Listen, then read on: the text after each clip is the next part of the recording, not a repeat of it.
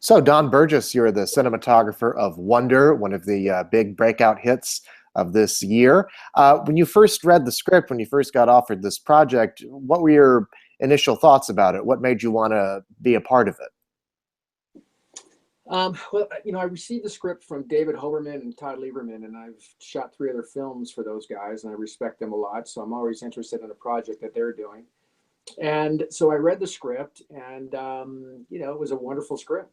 I mean, it was just very heartfelt. It was something that you felt you really could make something that would be quite interesting, and also, perhaps get a message across to people about something I think is important.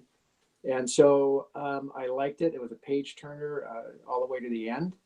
And so at that point, I agreed to meet with Stephen Chbosky, the director. Mhm. Well, what were your sort of, when you two were talking initially, what were your first ideas for how to tell this story visually?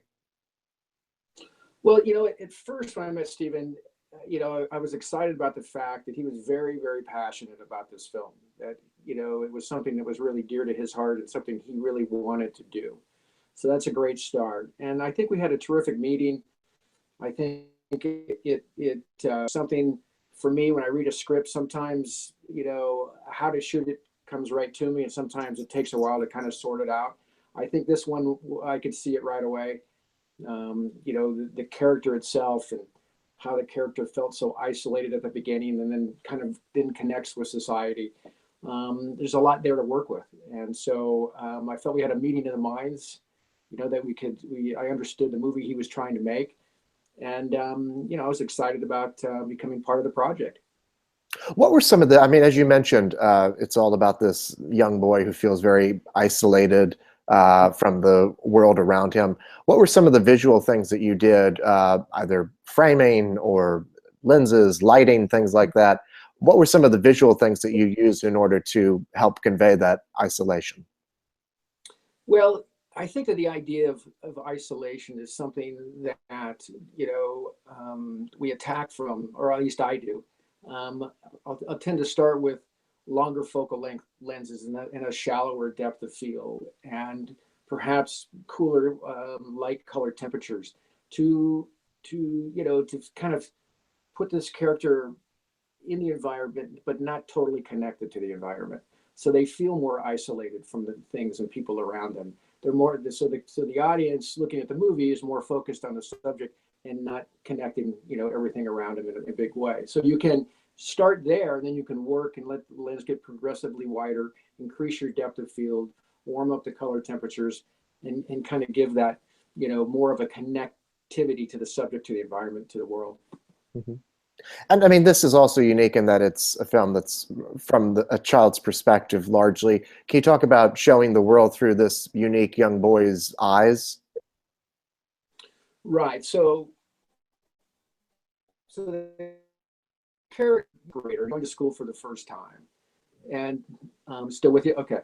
Yeah. And so, you want the audience to sit in that seat as they're watching the film. So you want to, connect the audience, um, literally use the height of the camera, the perspective, put him in that chair in school, put the audience right there with him and let him see that classroom from his eyes. Let him look up at the teacher. Let him look across at the other kids as he's trying to sort it all out. So the camera travels with the young character, and ultimately, if we do our job right, you really feel for this kid, and you really feel like you're sitting in that seat with him. Mhm. Was there a scene that was particularly difficult for you to figure out from a visual standpoint, or something that was particularly difficult to shoot from technically? I think that when you have a film with this many characters, and they're all young, that the difficult factor in kind of addressing a day's work is in the fact that you don't have them for a great length of time. You're always under this tremendous amount of pressure to get their work done, because they have to go to school, and there's only so many hours you can actually work them.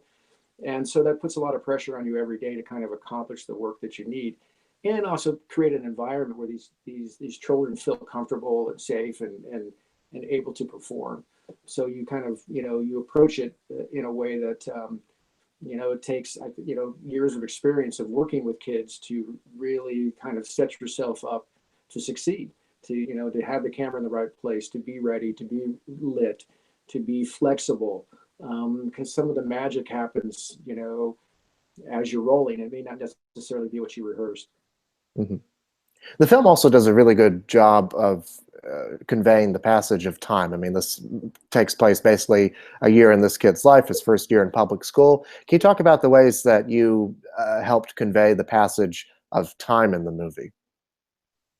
Right. So the structure of a screenplay, it's, you're reading it in a linear fashion. However, we never shoot them that way. We have to shoot them out of continuity.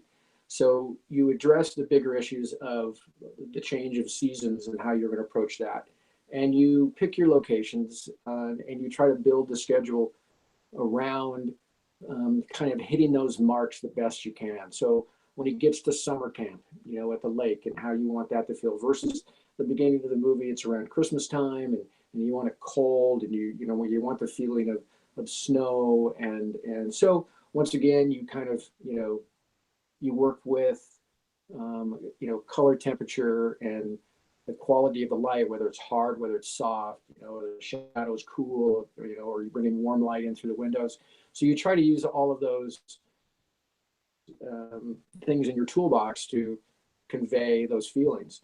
One of the ideas Stephen had was that his home was, in essence, his safe haven from the world, where he didn't have to wear his helmet, where he could be who he is. And he always wanted that home to feel, cozy, in essence, to the character and to the audience watching the character in that environment. So then when he first goes out and into the world, it's a colder, starker, harder reality than the home itself. Mhm. I mean, add into that the fact that you're also, as you mentioned earlier, there's this visual progression as the kid is becoming less and less isolated with the world Mm-hmm. around him. So, I mean, how much pre-planning do you do in order to make sure that you're able to convey both of those ideas at the same time? Well, Stephen and I would spend, every morning at least an hour a day together in pre-production, where we went through the screenplay page by page. So you break it down, you try to understand the best you can what the director is trying to say, and then you design around that. You design these ideas, and then how to best convey those ideas to the audience. So you try to connect all of the dots, and put this plan together in pre-production, and then execute it. You come up with a concept, and then ultimately you've got to execute it. So I try to be as detailed as I possibly can in pre-production for, every shot that's going to be in the movie, and then of course, be ready to call those audibles at the line on the day, when the magic, I think, really happens. So the more prepared you are, the happier those accidents, I think, become, where, the qualities of the actors and what they bring to the performances as they develop these characters, you try to get that, and put that into that little box, the screen, and make that come across. Can you talk a bit more about working with Stephen Chbosky? I hope I'm pronouncing his name correctly. Yeah. You talk about what that collaboration was like. Yeah, no, listen, from our first meeting on, it was terrific. I think we really connected. His background in writing is very, very strong. He's a wonderful writer.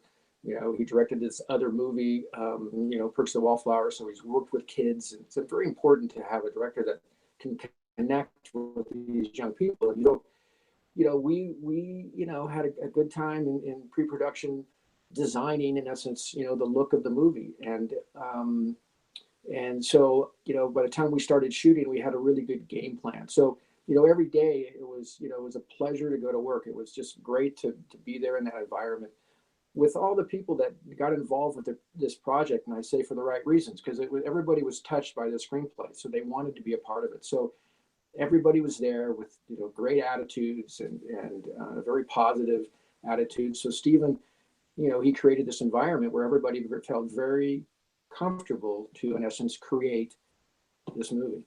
Mhm. What do you think the special appeal of the film is for audiences? I mean, it has made a lot of money and it's gotten incredible responses from audiences and from critics. What do you think the special appeal of it is for people? You still with me? There we go. I am, yes. Okay. All right, great. You know, it's an interesting question and not an easy one to answer.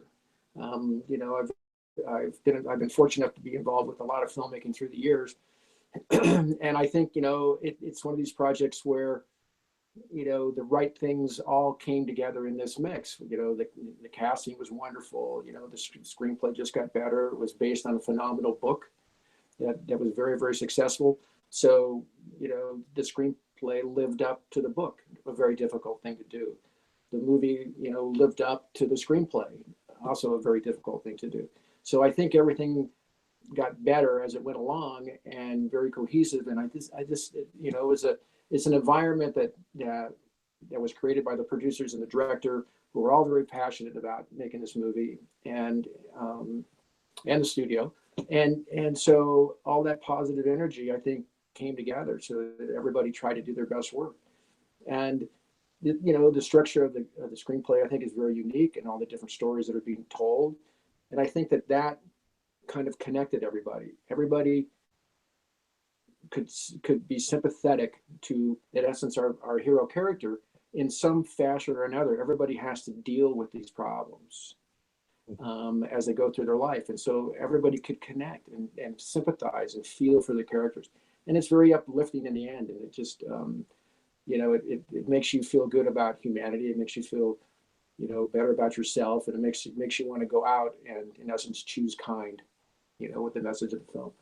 So it's, you know, it's one of those projects that comes along every once in a while, and it's great to be a part of it. Speaking of projects like that, you are an Oscar nominee for your work on Forrest Gump, a film that has continued to resonate with people some 20 odd years later. Right. What did that recognition mean for you? Well, I think it's a, you know, it's a game changer in one's career to be involved with a project like that.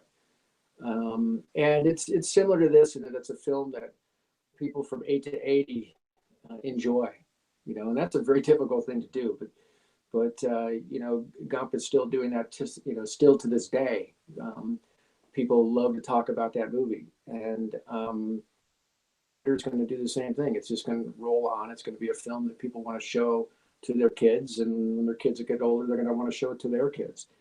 You know, it's a message about humanity and the way that we should treat people, and treat, and it's, I think right now it's kind of necessary in society and the world to kind of reinforce these ideas. Well, Don Burgess, thank you so much, and congratulations on the film. Pleasure talking with you. All right. Thank you. Enjoyed it very much. Have a good day. Welcome. You too. Thank you.